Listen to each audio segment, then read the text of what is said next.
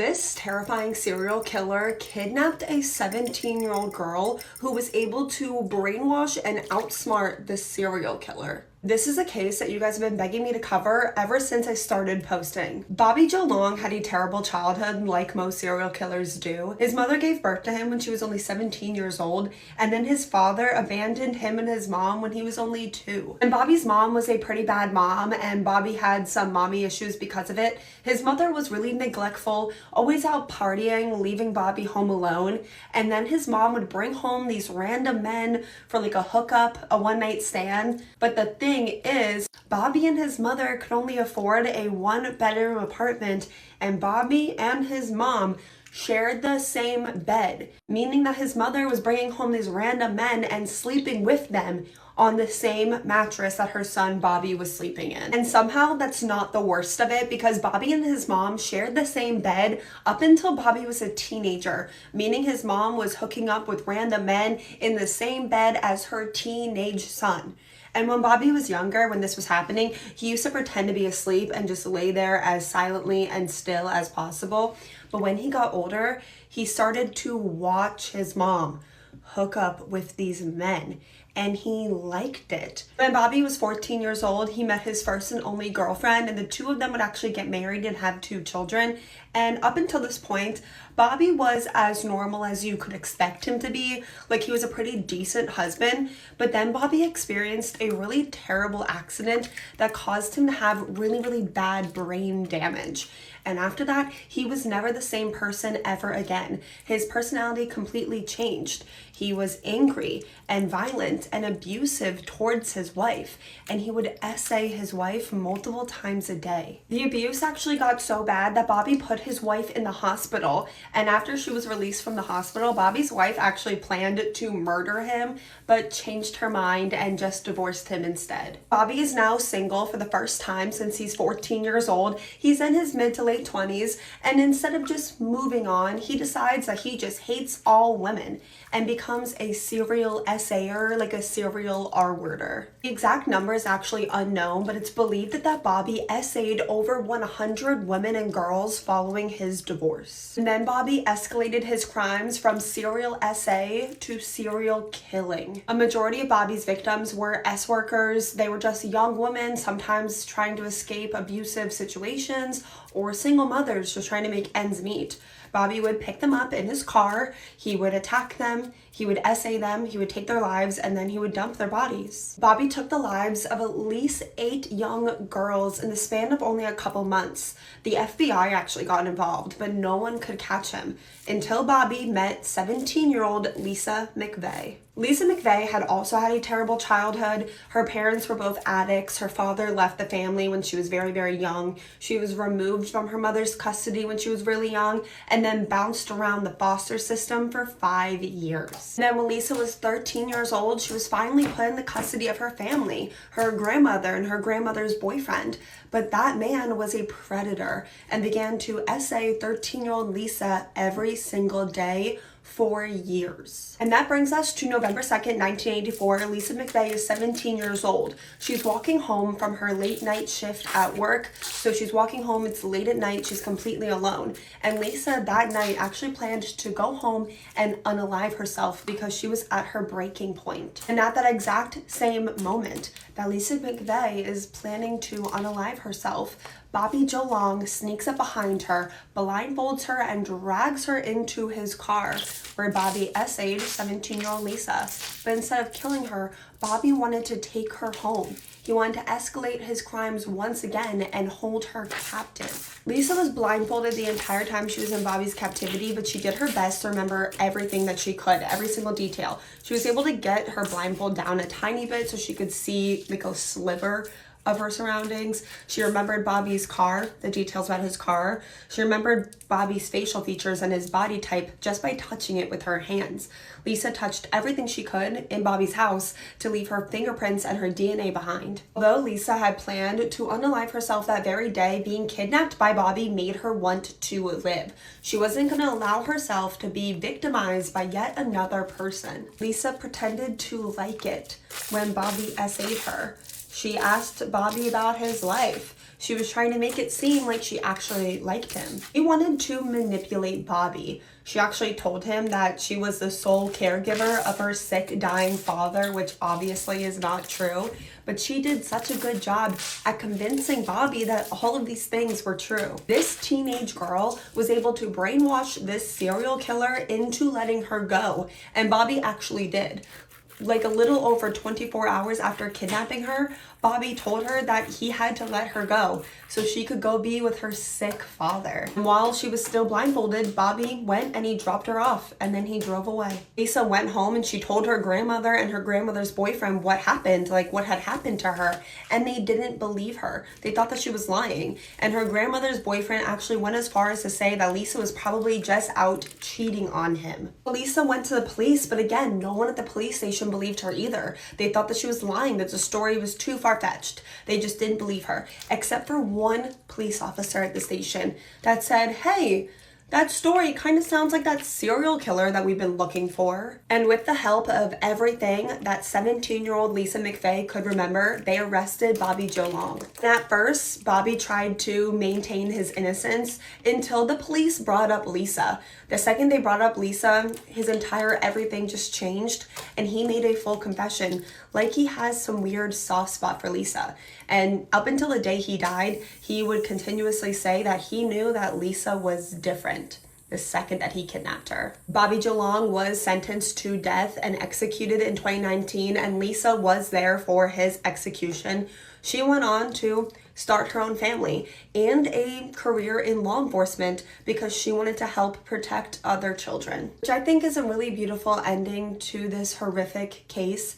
And that Lisa was so strong and so brave and able to do stuff that I don't think most adults would be able to do. And if you watched the end of this video, thank you so much. If you celebrate, I hope you had a very happy holiday. Leave all your thoughts in the comments. While you're there, please let me know what case you want to see me cover next. I will see you guys right here tomorrow for yet another video. And if you haven't yet, please check out the first episode of Hot in the Case. And the second episode will be out Tuesday, 2 p.m. Eastern. Love you. She was teacher of the year, and then she essayed her 6th grade student. She would essay her student in front of the entire class almost every single day. You are a monster. You're a child. Do you understand me? Very quickly before we get into the case, I want to announce that I have a little early Christmas present for you guys. Unless I run into the most insane, unforeseeable circumstance, my brand new true crime podcast, Hot in the Case, will be out tomorrow, Tuesday, December 24th at around 2 p.m. Eastern. I've quite literally never worked harder on something in my entire life, and you guys have been asking me for this for almost a year. So I can't wait for you guys to see it, and I can't wait to get better with every single week. So it's gonna be up tomorrow, 2 p.m. Eastern. Make sure you follow me right here if you want a little reminder. For a while, Brittany Zamora was living her best life. Very beautiful, very smart. She graduated college with honors, afterwards got her dream job teaching at an elementary school. She married her childhood sweetheart Daniel, and then a year later was awarded Teacher of the Year, so really living her best life. In 2017, an old friend of Brittany's became a principal for a new school, and he offered Brittany a job teaching 6th grade. So the kids in Brittany's class that she's teaching are 12 years old, 11 and 12 years old. Brittany becomes really obsessed with one of her students. He was actually the oldest boy in her class because he was held back a grade, but he's still a 6th grader. He's 13 years old, and Brittany is about to turn 27 years old, so she's over double his age. She's always showing this 13-year-old boy like extra attention. There's definitely some favoritism going on, and then the two of them start chatting online, and very quickly Brittany turns the conversations inappropriate. Very flirty and then explicit, and it wasn't long till Brittany was sending photos of herself and asking the 13-year-old boy to send photos back. And only a couple weeks later, Brittany turned it physical. One day, she asked the 13-year-old boy to stay after class. She asked him to give her a hug, and then when he went in for the hug, she kissed him. And then very quickly after that, she escalated again and began essaying her 13-year-old student in front of the entire class every single day. Every single day, Brittany would put on videos for the class. Then when the video is playing and they're all watching the video, she would sit in the back of the class next to the 13-year-old boy. She'd put his hand down his pants, so gross, and then force him to reciprocate on her every single day in front of the entire class of 11 and 12-year-olds. This is only 2 years after Brittany has gotten married to her husband. She's essaying this 13-year-old boy every single day. She's texting him about how much she loves him, how one day they're gonna get married. And Brittany becomes like really obsessive and controlling and jealous over her 13-year-old student. There was a 12-year-old girl in her class, and Brittany, as a 27-year-old woman, was like threatened by this 12-year-old girl. She did not want her 13-year-old student to talk to this girl and threatened that if the 13-year-old boy ever talked to her, she would have other students in her class beat up the 12-year-old girl. It's ridiculous, but it's also terrifying. This is how this teacher is talking about her students. And speaking of the other students in Brittany's class, they're not dumb, and they started to realize that there was something going on between their teacher and their classmate. So a group of them actually tried to take their concerns to the principal. But remember, the principal is an old friend of Brittany's. The principal doesn't believe the students at all. He doesn't contact the 13-year-old boy's parents about the accusations. He doesn't go to the police. The only thing he does is threaten the students to not spread rumors about their teacher. And because the principal doesn't do absolutely anything, he doesn't do anything, it allows Brittany's abuse to only escalate even further. One day, the 13-year-old boy was staying the night at his grandparents' house, and Brittany convinced him to sneak out of his grandparents' house, meet up with her so she could perform like an act on him. And then the next day, when his grandparents were out of the house, Brittany went over so they could go all the way. So she literally statutory essayed this child in his grandparents' house. And it was his first time ever. Brittany told the 13-year-old boy not to tell anyone about their relationship, but of course he did. He's a 13-year-old boy. He told his best friend, who was an 11-year-old boy in Brittany's class. And when Brittany found out that this other student knew, she wasn't mad. She wanted to bring the 11-year-old boy in. On 2 separate occasions after school, Brittany statutory essayed the 13-year-old boy in her classroom while the 11-year-old boy watched. She also asked the 11-year-old boy if he wanted inappropriate photos of her. So it's clear that she's looking for another victim. And this time, Brittany's going even younger because Brittany Zamora is a predator. The 13-year-old boy's parents started to realize that their son was acting different and he wouldn't say why. So they secretly added like a monitoring software on his phone, and that's how they found the conversations between their 13-year-old son and his teacher. And they're disgusted and horrified. They confront their son and he admitted everything. I'm assuming the 13-year-old boy told Brittany that his parents knew, because then Brittany called up the 13-year-old boy's parents and begged them not to go to the police. And they actually recorded this call, so I can show you a bit of it. What type of perverted person are you? I want to know right now. You are a monster. You're a child. Do you understand me? No. Why do you say that? Oh, see, I'm a lot smarter than you. I'm so much smarter than you. You do not understand how much smarter than you I am. I got you. I want you to know that now. I got you. Can you explain to me? Can we meet, to talk about this? Is there something we can settle out, outside? Oh yeah, that's what we can do, so I can give you a chance to do it to some other kid. Yeah, that's exactly what we're gonna do. So Brittany told her husband that day, like, what an evil POS she is, and she actually asked her husband to get on the phone and defend her. So this guy, Daniel Zamora, really got on the phone with his wife's victim's dad and defended her and asked them not to go to the police. Hey, man. Hey, don't say hey man to me. You got a monster. If I was you, you stupid mother, I'd leave her. Man, listen. No, listen to me, you stupid mother. Okay, you're stupid headed. Do you want to? I'd love to put my hands around. You're a stupid mother. You know that? You dumb mother. You dumb mother. Think about, God preaches forgiveness, man. Yeah, I'm gonna preach forgiveness when I put my hands around your throat, you stupid mother. I understand your pissed, man. No, you don't get shit, you dumb. Listen to me. I am not going to settle outside of court. There's not enough money you could possibly ask and offer me to settle this.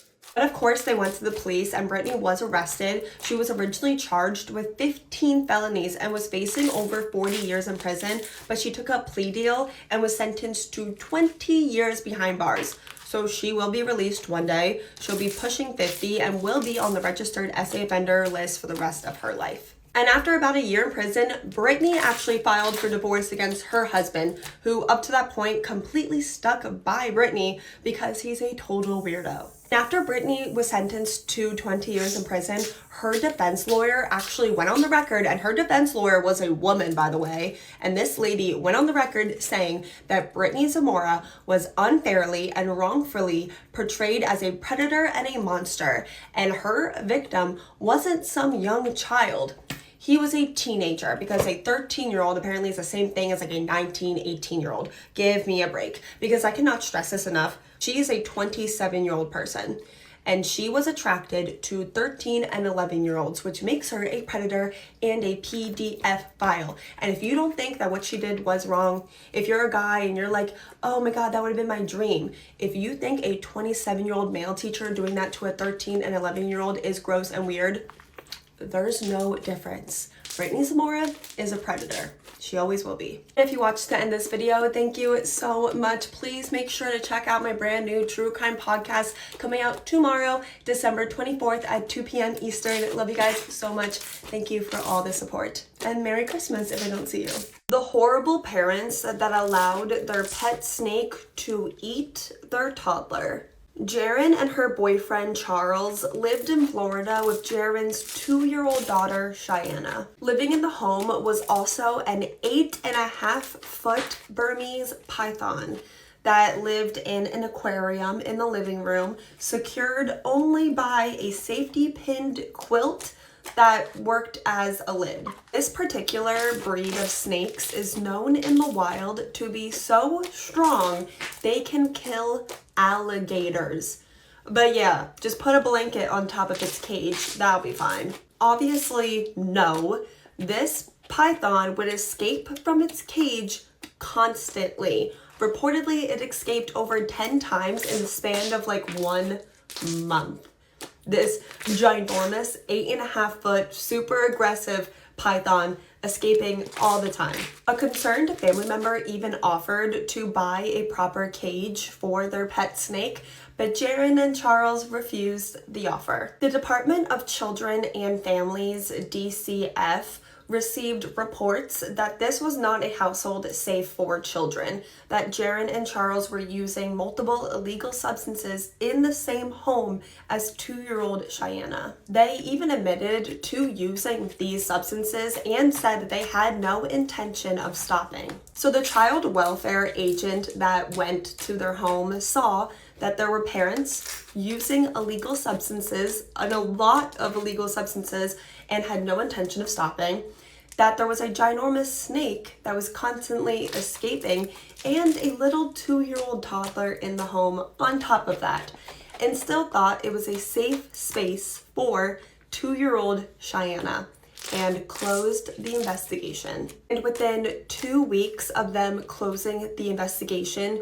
2-year-old Cheyenne would be dead. On June 31st, 2009, after Jaren and Charles were passed out after taking substances, the python escaped its enclosure once again and made its way into Cheyenne's nursery and into her crib. The snake wrapped itself around the baby's body and slowly squeezed the life out of her. I can't even imagine the pain and the terror that this little girl was enduring. I'm sure that she was screaming out for her mommy to come out and save her, but her mother was too high to know. Cheyenne's dead body was discovered by Charles late the next morning after 10 a.m. The python was still wrapped around her body. There were bite marks covering her body, and the snake was trying to eat her. Charles says that he slammed the snake's body on the floor, repeatedly stabbed it before calling 911. Okay, and what's the problem? Tell me exactly what happened. Our snake, we have a Burmese python, and she's about 12 foot long. She got out of the cage last night and got into the baby's crib and strangled her to death. Okay, stay on the line, please. The snake did survive the stabbing and was relocated. The snake was severely malnourished. She was only 13 pounds when she should have been 150 pounds. Just let that sink in for a second. This was a wild, strong animal, aggressive animal that was being starved to death. That was also not being secured properly, and they were surprised that this was the outcome. It is a tragedy that because of so many people's stupidity, a 2-year-old had to pay for it with her life. Jaron and Charles were both convicted of aggravated manslaughter, sentenced to 12 years in prison, and both released in 2021. And as for the child welfare agency that said that this was a safe household for children, they went on record saying, they acknowledge flaws in how the case was handled, but have concluded Cheyenne's death could not be prevented. That is such a cop-out and honestly so disgusting and disrespectful to say, but sadly it's not surprising. Systems like CPS and DCF are so insanely flawed, and sadly it's the children that have to pay for it and suffer for it. But that's a whole other video on its own. Sadly, we could talk about that 4 hours. Recently, we've been doing a lot of videos on the dangers of people having wild animals as pets, and I'll be the first one to admit that there's a lot of people that have snakes and other reptiles and do it in a safe way for humans and for the animals itself. But this is such a clear example of people that didn't do it in the right way, and an innocent child had to pay for it with her life. That should not have to happen. There needs to be more systems in place to prevent this from happening, and I know I'm not asking for too much. If you're still liking the videos we've been doing on when keeping wild animals as pets have gone terribly, terribly wrong, let me know in the comments, and let me know what other case suggestions you'd want to see next. Until then, I love you guys so much, and I'll see you tomorrow. This mother was accused of killing her own daughter, and the only witness was her 6-year-old son.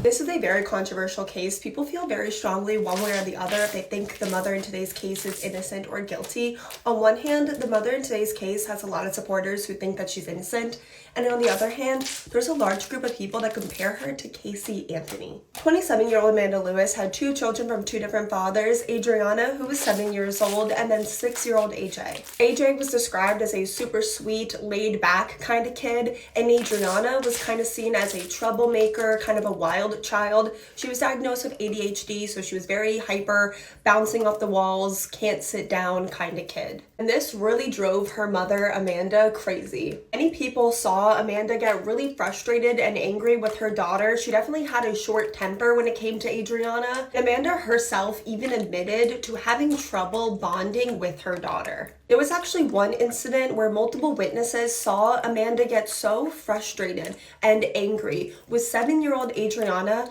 that she said, "Ugh, I could just kill her." On the morning of August 8th, 2007, Amanda had just gotten home from working a long night shift, so she was just getting a little bit of sleep while the kids watched cartoons. That afternoon, Amanda had plans to take her kids back to school shopping, so as she was getting ready to leave, the kids were playing outside. They had an above-ground pool in their backyard, and for safety reasons, the ladder was always locked away in the shed. But at some point, 6-year-old AJ came inside to tell his mom that his sister Adriana was either in the pool or trying to clean bugs out of the pool. But either way, it took a significant amount of time for Amanda to go check on her children outside, and by the time she did, her 7-year-old daughter Adriana was face down in the pool, unresponsive and blue. Amanda calls 911, so when the first responders get there, they get a slight pulse on Adriana, so they rush her to the hospital, and obviously her mother Amanda goes with her. But as for 6-year-old AJ, his grandparents came to pick him up. At the hospital, one of the doctors was trying to talk to Amanda about her daughter's condition, that it didn't really look good. And then afterwards, they asked Amanda if she had any questions. And Amanda only asked the doctor where the vending machine was, which was definitely odd to the doctor that was the only thing she was worried about. But, maybe it's possible that Amanda is in shock and dissociating. But tragically, only moments later, 7-year-old Adriana was pronounced dead, and hospital staff just noticed that her mother, Amanda, seemed emotionless. Adriana's mother, Amanda, and the police both believed that this was just a tragic accident at first. The theory was that Adriana was trying to clean bugs out of the pool. There was a wagon that was pulled up to the side of the pool, so the theory was that Adriana was standing on the wagon and was scooping bugs out of the pool, and there was a white bucket floating in the pool that supported this theory. But as the police is literally finishing up the paperwork that said that this was just an accidental drowning, they get a call from AJ's grandparents that said that 6-year-old AJ was making some really concerning statements and they should probably talk to him right away. It actually had been less than 4 hours since he watched his sister drown that AJ was brought in to talk to the police. AJ told the police that his sister was spraying some glass cleaner in the house, which really upset his mom. His mom got really angry, and then afterwards he saw his mom hold his sister down underwater in the pool by her face. So now the police are taking a second look at this accidental drowning and they go in to search the home. On the counter was a bottle of glass cleaner that had Adriana's fingerprints on it, so it supported AJ's story. Also, the house was just disgusting, absolutely no condition for children to be raised in, and it smelled really bad. Adriana and AJ shared bunk beds, and there were no like sheets or pillows or blankets or stuffed animals on their bed, just plain mattresses. And actually there were no toys in the entire house, not a single toy. And there's supposed to be a 6-year-old and a 7-year-old living in this house. It's a pretty red flag that there's not a single toy in the entire house. So the investigators ask Amanda, their mother, why don't you have any toys? And she says that she does have toys for her children, but they had gotten in trouble recently, so she took all the toys as some kind of punishment and locked them all up in the shed. And I'm assuming that she wasn't expecting the police to go check if that was legit, but they did, and they went to the shed and there were no toys in the shed. So that was just a lie. These children just didn't have toys. There were a lot of people that testified that not only was Adriana super terrified of water and would have never gone near water by herself, but that they saw her mother Amanda have this short temper with her, always really frustrated and angry with her daughter. It was because Adriana was really hyper and was always getting in trouble and getting into things. But did you ever think that maybe the reason why Adriana was super hyper and always getting into things was because she didn't have any toys to play with at home? Amanda denied having any involvement in her daughter's death and said that her son just had a wild imagination, and Amanda willingly took a polygraph test and passed. But the police continued to build a case against her. Their theory was this was a woman who admitted in the past to not being able to bond with her daughter and having a short temper and just snapped. The water in the pool was 32 inches deep, and Adriana was said to be 47 inches tall, so even if she had just fallen in the pool and she didn't know how to swim, she would have been able to just stand up. Also, during Adriana's autopsy, they found bruises on her face that were consistent with someone like holding your face down, which was just like AJ's story of his mother holding his sister's face underwater. So in September, Amanda was arrested for first-degree murder and aggravated child abuse. The prosecution's key witness, and really their entire case, was based on the word of this 6-year-old boy, AJ. And it was super duper emotional and heartbreaking because AJ would actually testify in trial against his own mother. AJ claimed to have seen his mom kill his sister, but the thing about AJ's story is that his story changed over a dozen times from the first time he said it all the way to when he testified in court. Every single time, the story changed a little bit. Like there was one time where he said that he saw his sister's murder from a tree, that he had climbed a tree and witnessed the entire thing from there. Then there was another story where he said he actually tried to save his sister with like a firearm. Then there was another story where he said that he actually didn't see anything at all. And then there was another story where he said that Adriana just did fall in the pool trying to clean bugs. Most of the time, AJ's main story stayed the same, but there were always inconsistencies, and yeah, this makes sense. He's 6 years old, 7 years old by the time he testified in court, but you know, 6-year-olds also lie. They also don't understand things. They lie, they don't understand things, and they exaggerate the truth. Like, I know when I was about AJ's age, like 6 years old, I would either make up stories or exaggerate the truth all the time. I remember one time in the middle of the night, I told my parents that there was a man staring at me from outside my window. And that was a lie. There was no man. I just lied for no reason. It's also possible that AJ just didn't know what he was seeing. Like maybe he saw his mom trying to pull his sister out of the pool to save her and just got himself confused. Before Amanda's trial started, she was offered a plea deal, plead guilty to manslaughter, and get 10 years years in prison, but she refused to take the plea deal because she said that she was innocent and she wasn't going to plead guilty to something that she did not do. But ultimately, she was found guilty and sentenced to life in prison without the possibility of parole ever.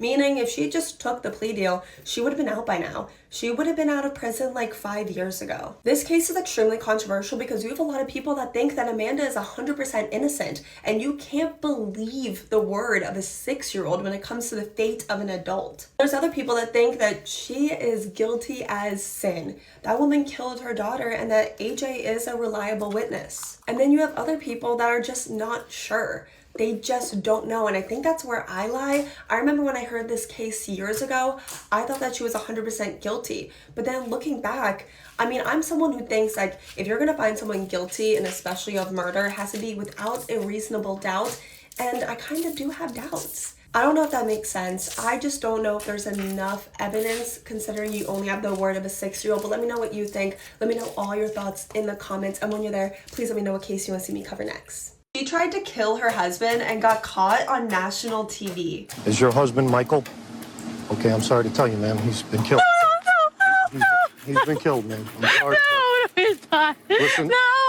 No. Try to calm down. Very quick self-promo. I am so excited to announce that my brand new true crime podcast, Hot on the Case, is going to be out within the week. So if you want to stay updated and follow me along on this brand new journey, make sure that you follow me here and here so you won't miss the first episode. I've never worked harder on something in my entire life, and I cannot wait for you to see it. Mike DiPolito was a married man when his wife went away for the week. So Mike purchased the company of a lady of the night, a professional girlfriend, an escort named Dahlia. And what was meant to be a one-time thing turned into a week-long affair. And by the time that Mike's wife was back home, Mike had already fallen for Dahlia, and he asked his wife for a divorce. Only 5 days after being officially divorced from his ex-wife, Mike and Dahlia were married. The relationship was passionate, physical. The two found each other very attractive. Mike was a big, tough gym guy, and Dahlia is obviously very beautiful. But the honeymoon phase would unfortunately not last very long because unfortunately Mike would start experiencing a lot of bad luck.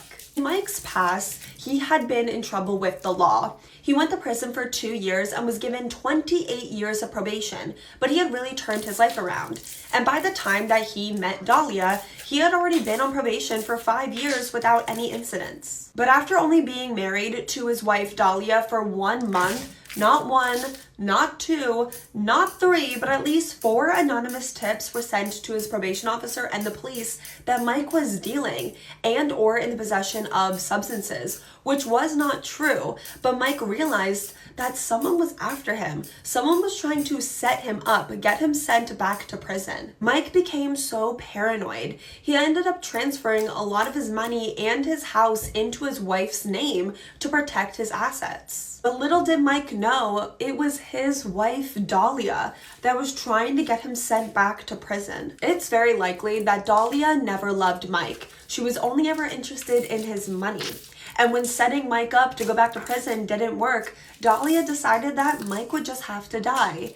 And only 6 months into their marriage, Dahlia hired someone to kill her husband. So Dahlia reached out to this guy Mohammed, who she had known for a few years. Dahlia knew that he thought that she was pretty, and he had helped her out with some pretty minor stuff in the past. So Dahlia told Mohammed that her husband was abusive and that divorce was not an option. She asked Mohammed if he would kill her husband or find someone that would. And because Mohammed is a normal person, he went to the police. And this is where this case takes a pretty wild turn. To prove in court that Dahlia was actually trying to have her husband killed, the police had to record her hiring a hitman. So they had Mohammed tell Dahlia that he actually did know someone that would kill her husband for her. Dahlia gave Mohammed some cash and also a photo of her husband Mike, and then Dahlia went to meet the hitman, which was of course an undercover police officer. And the silly thing about this case is that this police department was actually working with the TV show Cops, so this entire thing was being secretly recorded for a reality TV show. We're staying in Paris. All right, yeah. Okay. He makes his plan crystal clear. I'm gonna tell you how I'm gonna do it. and what exactly is going to be done. About works in the daytime. Right. When he's at work, when he's not at work, then, he gets to it ahead. No, I'm not gonna, I'm a lot tougher than what I look. I know you're like, oh, what a cute little girl, whatever. But I'm not. You are. You're extremely beautiful. Thank you, but, I just need to make sure everything's gonna take care of. A hitman asks Dahlia if she's sure that she wants her husband dead because she won't be able to change her mind. This isn't something that she can easily take back. And Dahlia tells the hitman, undercover cop, that she is 5,000% sure. For now, and when it's done, you're not going to have an option to change your mind, even if you change your mind. No, there's no, I'm determined Definitely already. I'm positive, 5,000% sure. So the police have more than enough evidence that Dahlia is trying to kill her husband, but because they're working with this TV show Cops, I think they were trying to up the entertainment value. So on the actual day that the hitman and Dahlia planned to have Mike murdered, the police actually went to Mike and told him that his wife hired a hitman and was trying to kill him. The police then called Dahlia and told her that something happened to her husband and she had to come home right away. And then when Dahlia showed up, they recorded her for TV hearing that her husband was killed. I'm Sergeant Ramsey. I'm the one that called you. Thank you for coming. I'm sorry to call you. Listen, we had a report of a disturbance at your house, and there were shots fired. Is your husband Michael? Okay, I'm sorry to tell you, ma'am. He's been killed.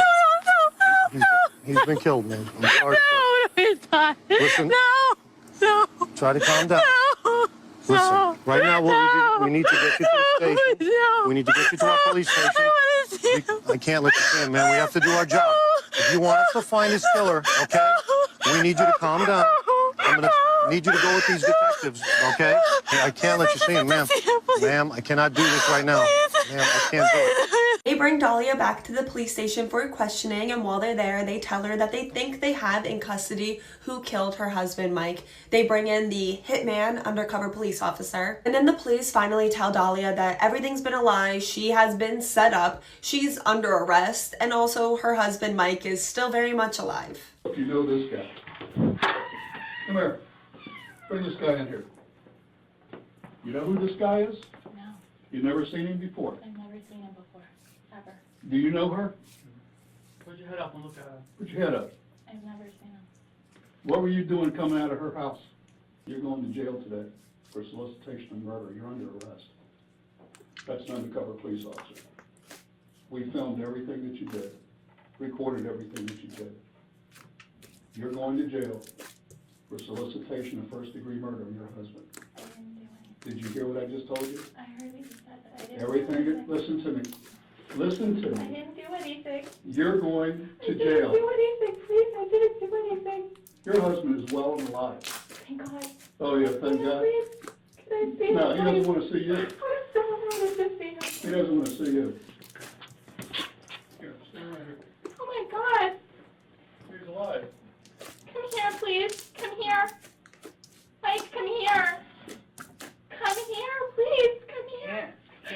Why not? I didn't do anything to you. Mike, come here, please. Come here. I would just love to know what was going through her head at that exact moment. And Mike obviously filed for divorce from Dahlia, making it his second divorce in 1 year. During Dahlia's trial, her defense strategy was honestly really stupid. The defense strategy was to say that the entire thing was a misunderstanding, and actually Mike was aware of the entire situation because her and her husband Mike had actually plotted this together for them to get on reality TV. It's so stupid. It doesn't make any sense. The jury agreed because she was found guilty and sentenced to 20 years in prison. But there was something wrong with that first trial, so Dahlia was given a second trial. This time her defense strategy was to claim police entrapment. This time the jury couldn't come up with a decision, so Dahlia was given a third trial. At that point, it had been over 8 years since Dahlia first tried to kill her husband, and she had been on house arrest for the entire thing. But with this third jury, they found her guilty and she was sentenced to 16 years in prison.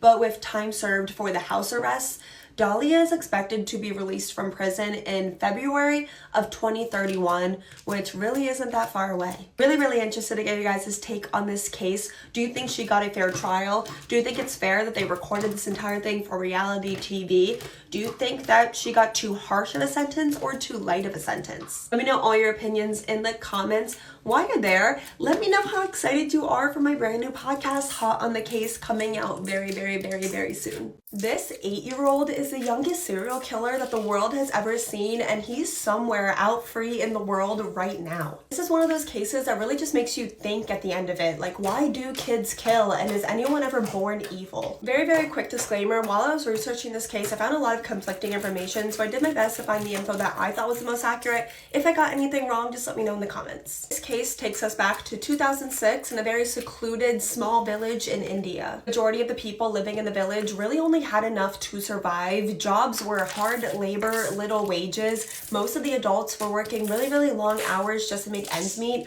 leaving the kids of the village to just kind of do whatever. There were a lot of children that lived in this village, and they went to school and they had daycare, but for the most part, the kids were just kind of running around playing outside. And there's one family that we're going to talk about a lot in today's case, so I need you to remember them, and that is the Sada family. One day in 2006, a 6-year-old girl from the Sada family just vanished with no explanation. Her family never said anything, they never reported her missing, but members of the village just realized that they hadn't seen this particular 6-year-old girl out playing in a while. And then a few months later, an 8-month-old baby girl from the Sada family also just vanished with no explanation, and again, the family just didn't say anything to anyone. It was like one day, members of the village saw this little baby girl out and about with her family, and then the next day, no one just ever saw her ever again. And then a few months after that, a 3rd child from the village would just mysteriously disappear, but this time it was not a member of the Sada family. One day, 6-month-old baby girl named Khushbu was taken to the local daycare by her mother, but when her mom tried to pick her up at the end of the day, her 6-month-old daughter was gone, nowhere to be found, and no one from the daycare had any idea where 6-month-old Khushbu went. But Khushbu's frantic mother just starts running up to anyone in the village that she can see, asking if any of them had seen her daughter. And then she asked a member of the Sada family if they had any idea what happened to her 6-month-old daughter, and this member of the Sada family told Khushbu's mother that they believed that they did know what happened to her child, and together they called the police. And when the police arrived, this member of the Sada family told the police that they would get all the answers they were looking for if they spoke to this 8-year-old boy named Amarjeet Sada. And when the police asked this 8-year-old boy if he had any idea where this missing baby was, he refused to speak to the police until they gave him cookies. So the police did. They gave the 8-year-old child cookies, and then 8-year-old Amarjeet just told the police blatantly, "The baby's dead, and I killed her." He confessed that he stole the baby from daycare when no one was watching. He took the baby to a secluded field where he stole the 6-month-old baby girl's life by beating her with rocks. He then buried her in a shallow grave, which he took the police to. Amarjeet was taken into police custody, and he wouldn't really say much. He would just smile, like it was all some game. Amarjeet was known in the village as a bully, kind of a mean kid, but I doubt anyone in the village would have thought that this little boy was capable of murder. It turns out his family, the Sada family, knew about this and had been keeping this dark secret for almost a year. Amarjeet's first victim, that 6-year-old girl, was actually his cousin. He lured her to a field, probably saying that he was gonna play with her. And then in that field, when they were completely alone, he brutally took his cousin's life. It was in a very sadistic way, the way that he did it. Like he enjoyed it, like it was a game. And then he just went home and he told his family, he told his mom, he told his dad, he even told his cousin's parents that their daughter was dead. And the entire Sada family decided to just keep this family business. They never reported the 6-year-old girl missing or dead. And they did this to protect Amarjeet, who was only 7 years old when he killed his cousin. His family tried to educate him about what he did was wrong, but it would only be a couple months later before Amarjeet took his second victim, his 8-month-old baby sister.